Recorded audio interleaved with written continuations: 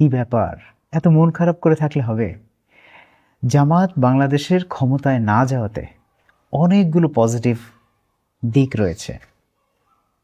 বাংলাদেশের বা জাতির কি কি উপকার হলো সেটা বলি। প্রথমত, জামাত নেতৃত্বাধীন জোট যদি ক্ষমতায় যেত তাহলে ইসলাম বিদ্বেষী এবং ইসলাম বিরোধী যে শক্তি রয়েছে তারা ভয়ঙ্করভাবে বাংলাদেশকে, বাংলাদেশের মানুষকে এবং বাংলাদেশের যে সার্বভৌমত্ব এটাকে হুমকির সম্মুখীন করে রাখত এবং নানানভাবে এ দেশটাকে পৃথিবীর কাছে উগ্রবাদী, সন্ত্রাসবাদী এবং চরমপন্থী হিসেবে অ্যাড্রেস করে মানুষের কাছে একটা নেগেটিভ ইমেজ ক্রিয়েট করত।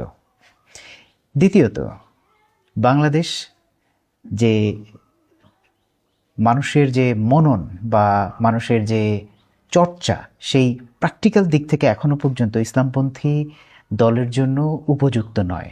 সুতরাং বাংলাদেশ আরও কিছুটা সময় পেল, বাংলাদেশের মানুষ আরও ভালোভাবে ইসলামী রাজনীতি, ইসলামকে রাষ্ট্র ক্ষমতায় দেখার যে আকাঙ্ক্ষা সেটা কতটুকু বাস্তব, সেই সব কিছু হিসাব নিকেশ করে একটা সিদ্ধান্ত নেওয়ার সময় পেল। তৃতীয়ত, বাংলাদেশের মানুষ এখনো পর্যন্ত নারীদের প্রতি অনেক বেশি অনেক বেশি আমার ধারণা স্টেরিওটাইপ চিন্তাভাবনা রয়েছে দেশের সাধারণ মানুষের, এবং সেটার অনেক রিফ্লেকশন আমরা দেখতে পেয়েছি যে এবারে বাংলাদেশে জামাতকে অনেক মানুষ ভোট দিতে চেয়েছে যেন নারীরা বাহিরে ওপেনলি বের হতে না পারে। গ্রামগঞ্জে সাধারণত যে সকল পরিবারগুলো কনজারভেটিভ, যে সকল মানুষেরা কনজারভেটিভ এবং একেবারে প্রান্তিক মানুষদের মধ্যেও আপনি এই ধরনের চিন্তাভাবনা পাবেন যে জামাত ক্ষমতায় আসলে নারীদেরকে ঘরে রাখবে, সেজন্য তারা ভোট দিয়েছে।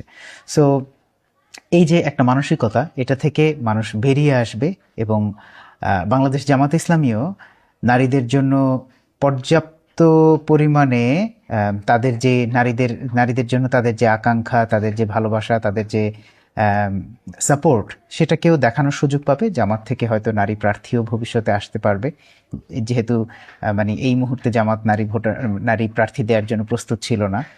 সো এটাও মানে জাতিগতভাবে একটা উপকার হলো অনেক বড়। আর জামাতের কি কি উপকার হলো সেটা বলি। জামাত বিরোধী দলে তার যে লম্বা সময়ের অভিজ্ঞতা, সে অভিজ্ঞতাটাকে কাজে লাগানোর সুযোগ পাবে। দ্বিতীয়ত, জামাত নিজেকে আরো বেশি পরিমাণে প্রস্তুত করতে পারবে এই দেশ, এই মাটি, এই মানুষের জন্য। কারণ গত 1-1.5 বছর শুধুমাত্র জামাত সুযোগ পেয়েছে তার কথাগুলোকে মানুষের কাছে পৌঁছানোর জন্য। তো সেই দিক থেকে জামাত নিজেকে প্রস্তুত করে নিতে পারবে। তৃতীয়ত, জামাতের কর্মীদের মধ্যে বা জামাতের সাধারণ মানুষদের মধ্যে